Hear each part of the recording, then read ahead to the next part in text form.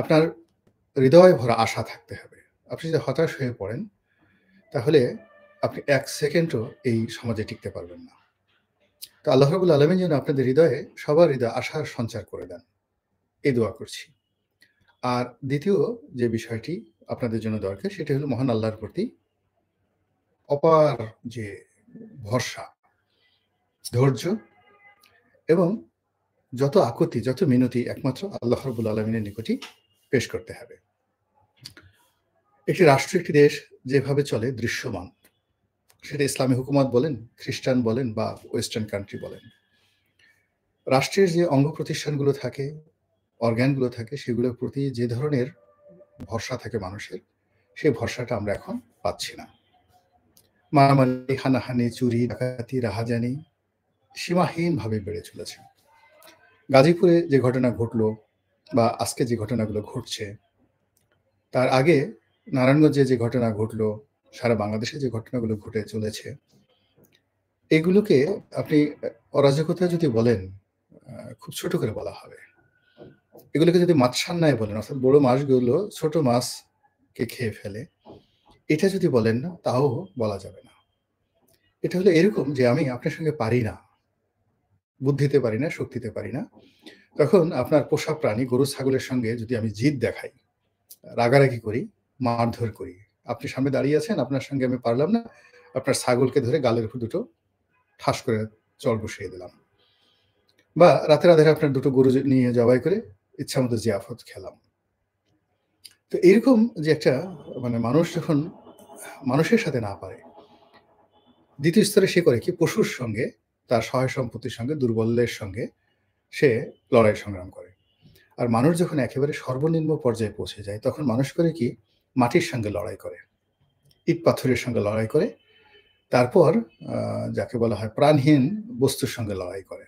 এবং এখন আমাদের সমাজের একটা অংশ, এই যে যারা বাড়িঘর ভাঙছেন, তারপরে ইট বালু সিমেন্টের সঙ্গে মারামারি করছেন, তাদের মন এবং মস্তিষ্ক কোন পর্যায়ে চলে গিয়েছে, এটা হয়তো আগামী দিনে যারা সমাজের বিশ্লেষক তারাই বলতে পারবেন। এখানে একটা বিষয় হলো যে সমাজের এই অরাজকতা অবশেষে আমাদের যে সরকার বাহাদুর, তো সেই সরকার বাহাদুরের নজরে এসেছে এবং তারা এই অরাজকতা বন্ধ করার জন্য তারা একটি যৌথ বাহিনীর অভিযান পরিচালনা করবেন। যৌথ বাহিনী মানে সেনাবাহিনী, পুলিশ, র‍্যাব, বিডিআর বা বিজিবি, তারপর অন্যান্য যারা আছে, যত বাহিনী, আনসার, চৌকিদার থেকে শুরু করে সবাই। তো এই যে যৌথ বাহিনী যৌথ অপারেশন পরিচালনা করবে, নাম দিয়েছে অপারেশন ডেভিল হান্ট। তো এখন অপারেশন ডেভিল হান্ট, এই ৩টি শব্দ নিদারুণ, মানে এরকম যারা এই শব্দটা আবিষ্কার করেছেন, প্রথমত তাদেরকে ধন্যবাদ। এখানে শয়তান মানে যাদেরকে ধরা হবে, তারা আর মানুষের পর্যায়ে নেই, ইবলিসের পর্যায়ে চলে গেছে। এবং সরকারের পক্ষ থেকে বলা হচ্ছে যে এরা এই ইবলিসদেরকে হান্ট করতে হবে। এখানে হান্ট বলতে, শিকার বলতে যেটি বোঝায়, জীবন্ত ধরা, জীবন্ত যদি ধরা না যায় তাদেরকে আহত করা, গুলি করা, আর যদি সেটা না হয় তাদেরকে মেরে ফেলা। অর্থাৎ আপনি যখন শিকার করতে যান, সেটা বাঘ শিকার করতে যান, হরিণ শিকার করতে যান, ইঁদুর বা বিড়াল যাই শিকার করতে যান, সেখানে আপনার অবাধ স্বাধীনতা থাকে যা কিছু তাই করার। তো সেইভাবে অবাধ স্বাধীনতা নিয়ে যৌথ বাহিনী আজ রাত থেকে মাঠে নামবে, অপারেশন ডেভিল হান্ট। তো এটা হলো অপারেশন মানে শিকারের কথা। ডেভিল মানে শয়তান। এখন আপনি শয়তান আখ্যা দিয়েছেন, শয়তান আখ্যা দিয়েছেন। শয়তান তো বস্তুগত বিষয় নয়, দৃশ্যমান কোনো বিষয় নয়। ডেভিল কোনো বস্তুগত বিষয় নয়, অবস্তুগত বিষয়। ডেভিল একটা চিন্তা, ডেভিল বা শয়তান একটা অশরীরী আত্মা। আরও যদি স্পষ্ট করে বলেন, এটা জিন, এরা জিন সম্প্রদায়ভুক্ত, আল্লাহর অবাধ্য হয়ে যাওয়া সম্প্রদায়। সেই সম্প্রদায়ের নেতা ইবলিস। তো সেই ইবলিসকে সাধারণত ডেভিল বলা হয়। তো আপনি যদি শয়তান ধরতে যান, আর যদি শয়তানের দেহ না থাকে, শয়তানের অস্তিত্ব না থাকে, শ্বাস-প্রশ্বাস না থাকে, তাহলে আপনি শয়তান ধরবেন কিভাবে? তো কথাটা যত সুন্দর শোনা যায়, আসলে বাস্তবে গিয়ে যদি এভাবে ফেল করার পর যদি বলা হয় যে আমরা তো আসলে শয়তান ধরার চেষ্টা করেছি, সারা বাংলাদেশে অনেক চেষ্টা করেছি, কিন্তু একটা ইবলিসকেও আমরা খুঁজে পেলাম না। এর কারণ ইবলিসের তো কোনো শরীর নেই। শরীর না থাকলে আমরা গুলি করব কোথায়? শরীর না থাকলে আমরা তাকে গ্রেপ্তার করব কিভাবে? আর শরীর যদি না থাকে আমরা তাদের হ্যান্ডকাপ পরাবো কিভাবে? তো এইভাবে অপারেশন ডেভিল হান্ট নিয়ে যদি ব্যর্থতা আসে তাহলে নানা রকম ঠাট্টা মশকরা এরকম হবে। ২ নম্বর হলো যে আ কারা? হু আর দ্য এভিল? অনেক সময় আমরা মানুষকে শয়তানের সঙ্গে তুলনা করি। যদিও এটা খুবই খারাপ একটি সিস্টেম বা উদাহরণের কারণ হলো মানুষের যে বদমাইশি এটা শয়তান এই বদমাইশি জানে না।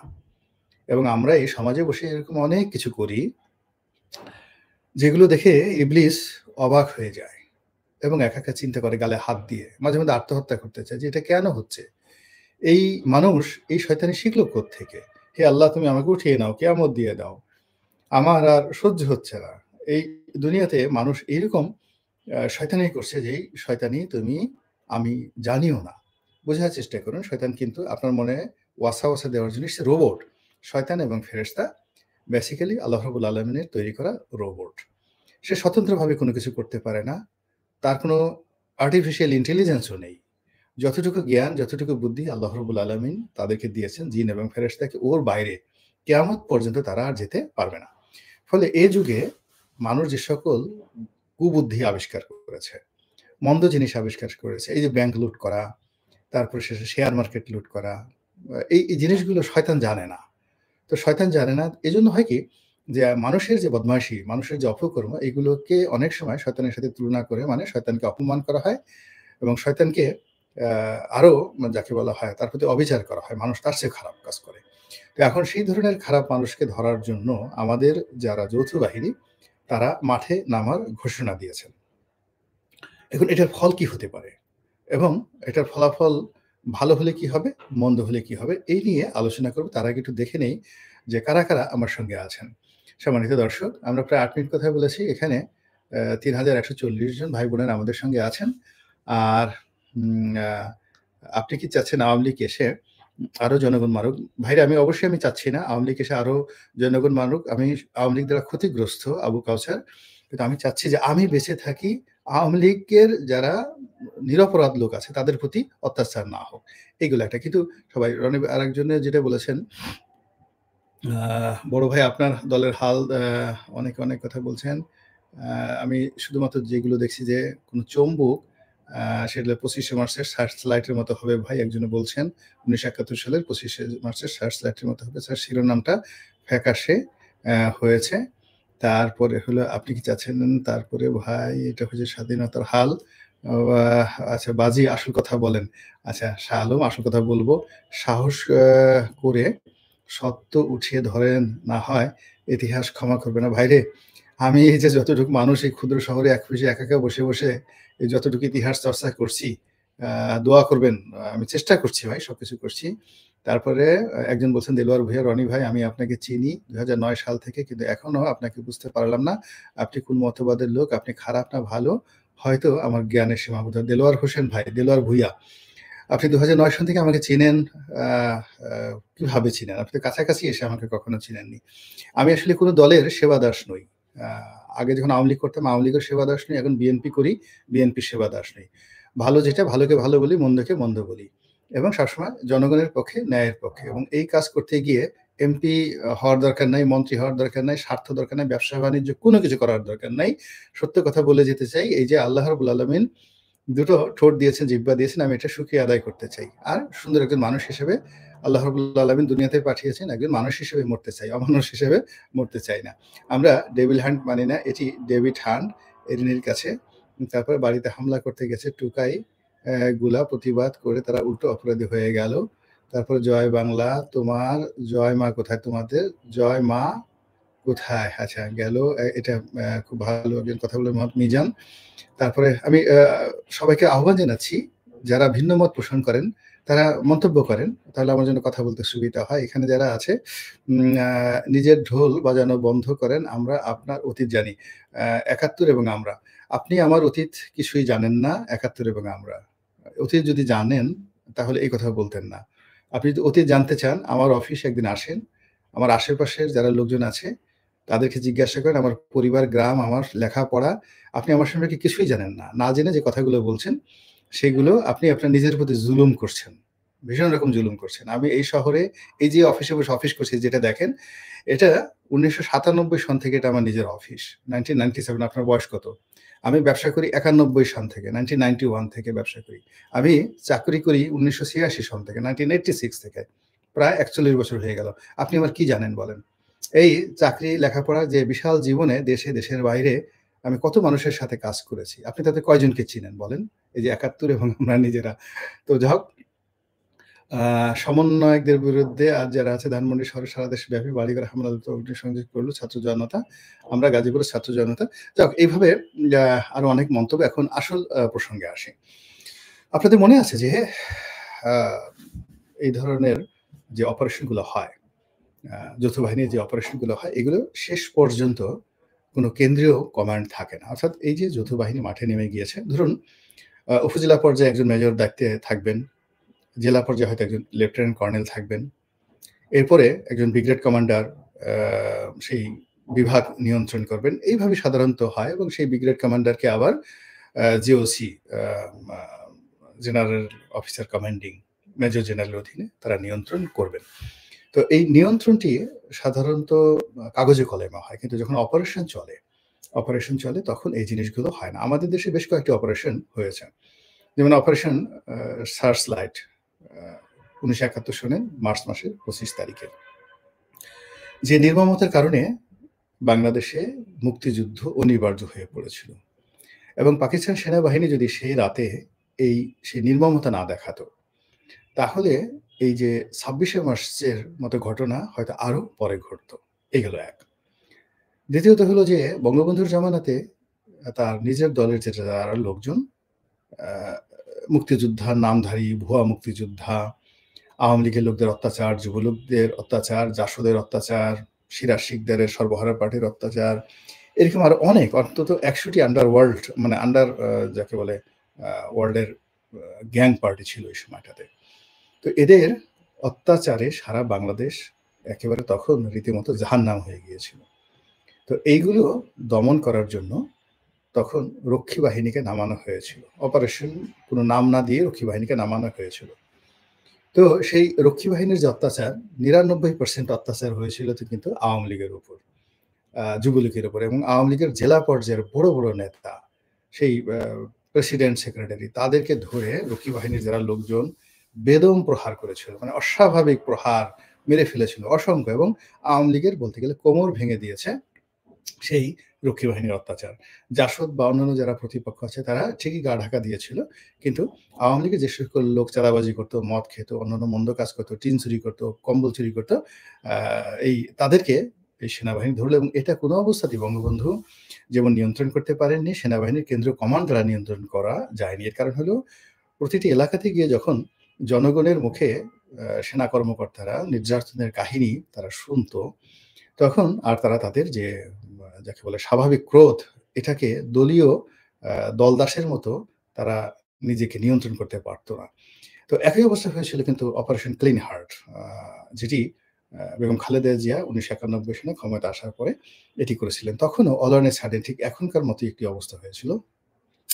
সারা বাংলাদেশে বিএনপি নেতাকর্মীদের যে জুলুম, অত্যাচার, বিভিন্ন রকম সন্ত্রাসী বাহিনী যেমন ধরুন পিচ্চি হান্নান, তারপর শেষে ডেভিড, আ পিচ্চি হান্নান, ডেভিড, মুরগি মিলন থেকে শুরু করে আরো অনেক কিছু মানে আ একটা বিরাট একটা সন্ত্রাসী বাহিনী এবং তাদের বিরুদ্ধে যখন সেনাবাহিনী অপারেশনে নামলো, অপারেশন ক্লিন হার্ট করে বিএনপি সুফল পেয়েছিল। দলীয় সরকার ক্ষমতায় থেকেছিল। কিন্তু বিএনপির যে আন্ডারওয়ার্ল্ড এ একটা গুরুত্ব ছিল, তারপর শেষে রাজপথে একটা গুরুত্ব ছিল। কারণ এইগুলো গুন্ডামি বদমাইশি করলেও বিএনপি রাজনীতিটিকে রাজপথে তারা টিকিয়ে রেখেছিল অস্ত্রের ঝনঝনানি দ্বারা। এটার একেবারে পুরোপুরি কোমর ভেঙে দেয়া হয়। এরপর যৌথ বাহিনী আবার অপারেশন পরিচালনা করে ওটার কোনো নাম হয়নি 111 এর সময়। তো 111 এর সময় মূলত তখনও যৌথ বাহিনীটা চালিয়েছিল আ দুর্নীতি দমন কমিশন, সেনাবাহিনী, আয়কর বিভাগ মানে জাতীয় রাজস্ব বোর্ড এরা সবাই মিলে একটা অপারেশন চালিয়েছিল এবং সেই অপারেশনটা প্রান্তিক লেভেলে ভাঙচুর থেকে শুরু করে হাট বাজার মানে তছনছ করে পুরো অর্থনীতিকে মিনিমাম ১০ থেকে ১৫ বছর পিছিয়ে দিয়েছিল। আর এখন মাঠের বাস্তব অবস্থা হলো যে বেশিরভাগ জেলাতে, জেলার এসপি এবং ডিসি যেখানে জামাতের আ আমির আছে বা সেখানে জেলার এসপি মা ডিসি জেলা পর্যায়ে সাধারণত জামাতের কথাবার্তা শুনছে। এরপর ঢাকাতে যেটি হচ্ছে, ঢাকাতে কোর্ট, কাছারি, অফিস, আদালত প্রায় সব জায়গাতেই কিন্তু জামাতের আ লোকজনের আধিপত্য অনেক, অনেক বেশি। কিন্তু মাঠ-ঘাট থেকে শুরু করে সব জায়গাতেই কিন্তু যারা চাঁদাবাজির সঙ্গে জড়িত, যারা অন্যায় অনিয়মের সাথে জড়িত, এদের একটা বিরাট অংশের বদনাম কিন্তু বিএনপির ঘাড়ে চলে এসেছে। এটি হলো বাস্তবতা। ২ নম্বর হলো যে আওয়ামী লীগের যারা লোকজন রয়েছেন তারা তো অলমোস্ট সবাই পলাতক এবং আ কোনো জায়গাতে আওয়ামী লীগের লোকজনের হাতে এখন কোনো কিছু নেই। একেবারে যে মানুষগুলো যার, যার এলাকাতে বসবাস করছেন একেবারে গোবেচারা কৃষক, মুটে মজুর, দিন আনে দিন খায় তাদেরকে জেলখানাতে ধরে নিলেও তাদের কিছু আসে যায় না। তাদেরকে মারলেও কিছু আসে যায় না। বউ বাচ্চারা কান্নাকাটি করবে এবং উল্লেখ্য। কিন্তু যারা গত ১৫ বছর ধরে টাকা রোজগার করেছে, অন্যায় করেছে, যাদের অপরাধের পরিমাণ খুব বেশি তারা হয়তো দেশ ছেড়ে বিদেশে গেছে। অনেকে হয়তো দেখা গেল যে বাংলাদেশের মধ্যেই আছে কিন্তু এক জেলা থেকে অন্য জেলাতে আছে। ফলে শয়তান ধরার নামে আওয়ামী লীগের এই সমস্ত একটা টিকিও কাউকে ধরা যাবে না। ছাত্রলীগের কাউকে ধরা যাবে না। কেননা তারা তো সবাই পলাতক। তাহলে শয়তানটা কে? শয়তানটাকে যারা এই মুহূর্তে যদি আপনি জনপদে যান, সেনাবাহিনী যায়, যৌথ বাহিনী যায় বা তাদের কাছে যদি তালিকা থাকে তাহলে এই গত ৬ মাসে যে অপরাধগুলো, অন্যায়গুলো হয়েছে সেগুলোও তারা কগনিজেন্স এ নেবে। আর তার সঙ্গে, সঙ্গে গত ১৫ বছরে যে সকল অন্যায় হয়েছে সেগুলো কগনিজেন্স এ নেবে। নিয়ে ধরুন একটা তালিকা করলো, ১০০ জনের একটা তালিকা করলো। তো ১০০ জনের মধ্যে আওয়ামী লীগ, ছাত্রলীগের ধরুন ৭০ জন আছে। এখন ৭০ জনের তো ৭০ জনই পলাতক। তো তাদেরকে তো আপনি ওইভাবে পাবেন না। তাদের বউ-বাচ্চাকে ধরতে পারবেন, তাদের বাড়িতে আপনি আ আ তল্লাশি চালাতে পারবেন, আরো অনেক কিছু। কিন্তু তাদেরকে আপনি পাবেন না। বাকি ৩০ জন যারা আছে, সেই ৩০ জনের মধ্যে কোথাও আপনি ছাত্র জনতার নামধারী সমন্বয়কদের পাবেন, কোথাও ছাত্রদলের লোক পাবেন, যুবদলের লোক পাবেন, বিএনপির লোক পাবেন, কোথাও জামাতের লোক পাবেন, বাকি ৩০ জন লোক। তো এদের মধ্য থেকে একটা অংশকে যদি ধরা হয়, পিটানো হয়, জেলে নেওয়া হয়, মুহূর্তের মধ্যে পুরো বাংলাদেশের যে রাজনীতির মধ্যে একটা আতঙ্ক ছড়িয়ে পড়বে। নির্বাচন দুর্বিষহ এবং দুরূহ হয়ে পড়বে এবং প্রতিটি রাজনৈতিক দল ইয়ানফসি, ইয়ানফসি বলা শুরু করে ফেলবে এবং শুধু তাই নয় যে এই চাঁদাবাজদের একটা সিন্ডিকেট থাকে। তারা নিজেরা খায় এবং ঊর্ধ্বতন নেতাদেরকে দেয়। তারা একা, একা সাধারণত এ ধরনের চাঁদাবাজি হয় না। পরিবহন সেক্টর বলেন, এলাকা বলেন, যা কিছু বলেন, প্রতিটি চাঁদাবাজির একটা বিশাল সিন্ডিকেট রয়েছে। এখন সেই সিন্ডিকেট বাড়তে, বাড়তে যখন কেন্দ্রীয় বড় কোনো নেতার নাম আসবে, এরকম কোনো রাজনৈতিক দলের যদি আ সেরকম বড় কোনো নেতা এই চাঁদাবাজ যাদেরকে ধরা হবে, অন্যায় যারা করেছে গত ৭-৮ মাসে তাদেরকে ধরা হবে, তাদের সঙ্গে যদি স্বীকারোক্তিতে তাদের নাম চলে আসে এবং এটা আসবেই এবং আর্মির যে পিটুনি, ওহ মাই গড! আর্মির পিটুনি তো আপনারা দেখেছেন। এই পিটুনির কোনো হয় না। ও আব্বার নাম ভুলে যাবে এবং সব কথা বলে দিবে। তো বলে দিতে গিয়ে সে যদি বলে যে অমুককে আমি টাকা দিয়েছি। এমনকি আওয়ামী লীগের কোনো লোক যদি ধরা পড়ে, সে যদি স্থানীয় অন্য কোনো পান্ডাকে বা বিএনপির লোককে বা জামাতের লোককে কোনো টাকা দিয়ে থাকে, সুযোগ দিয়ে থাকে, সেই কথাও কিন্তু সে বলে দেবে। এবং সে বলে দেওয়ার পরে আ যৌথ বাহিনী যখন সেই বড় নেতাদেরকে গ্রেপ্তার করবে, তখন বুঝতে পারেন যে এই পরিবেশ এবং পরিস্থিতি কোন পর্যায়ে চলে যাবে। সেক্ষেত্রে যদি ইতিবাচক ধরি, মানে সবকিছুই একেবারে রিয়ালি আ হান্ট হলো। মানে শয়তান ধরল। তো শয়তান ধরার কর্মটি যদি শতভাগ সুন্দরভাবে হয়, সেক্ষেত্রে ডক্টর মোহাম্মদ ইউনূসের যে ক্ষমতা, এটি নিষ্কণ্টক হবে এবং তার কি টিকে, টিকে স্পর্শ করতে পারবে না। এবং তিনি এই যে এখন আমরা যারা নির্বাচন নিয়ে কথা বলছি, দ্রুত নির্বাচনের কথা বলছি, এই নামটি আগামী ১-২ বছরের মধ্যে উচ্চারণ করার মতো লোক পাবে না। তিনি যেভাবে চালাবেন ওইভাবেই দেশ চলবে। যদি এই অপারেশনটা সফল হয়। কিন্তু আল্লাহ না করুক যদি এই অপারেশনটি এই গত ৬ মাসের আরো অনেক অপারেশনের মতো ব্যর্থ হয়।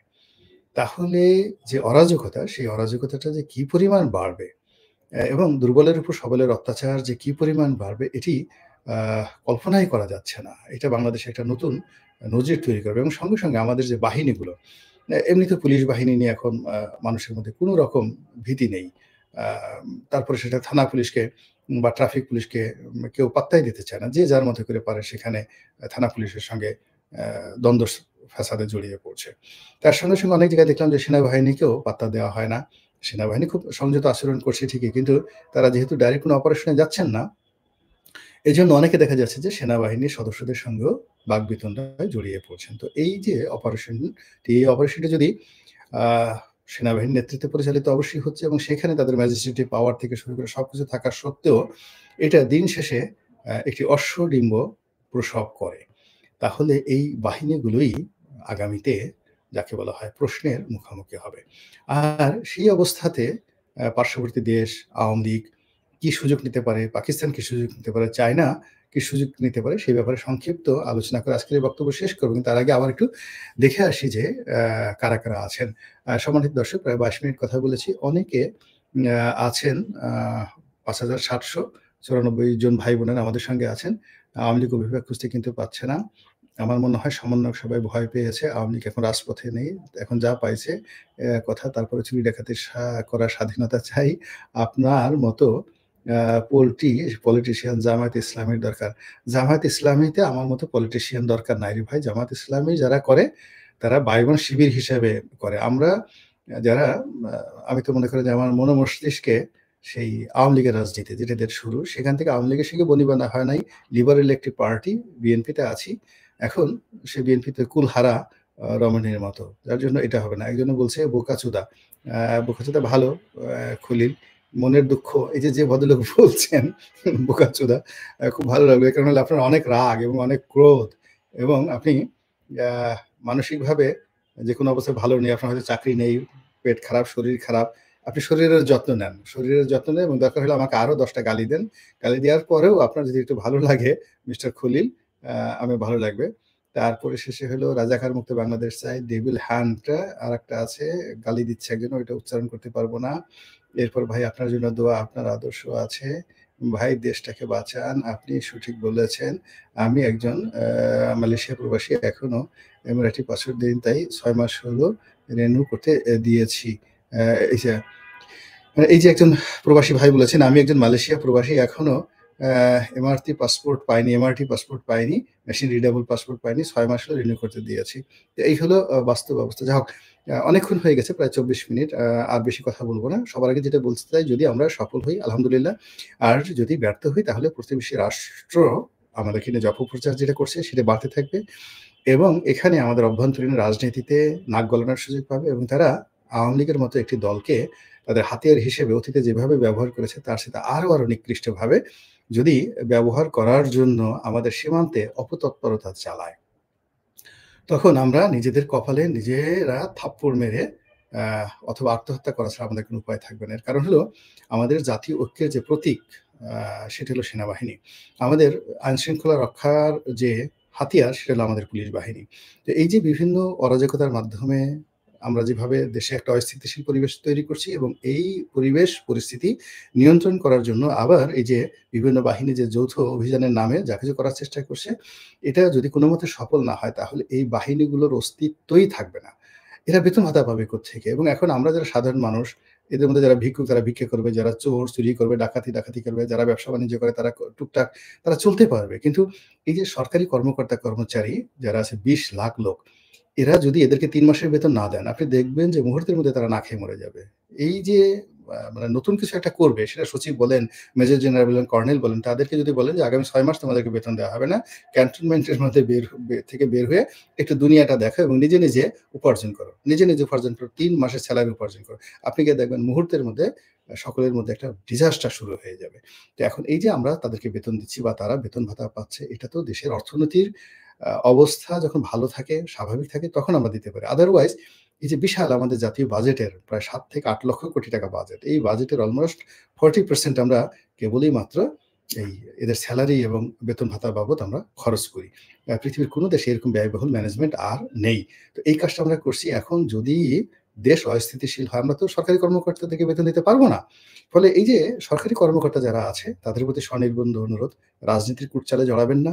শয়তান ধরতে নামছেন, সত্যিকার শয়তান ধরেন এবং দৃষ্টান্তমূলক শাস্তি দেন যেন কোনো মানুষ ভবিষ্যতে আর যেন শয়তান হওয়ার দুরাশা পোষণ না করে।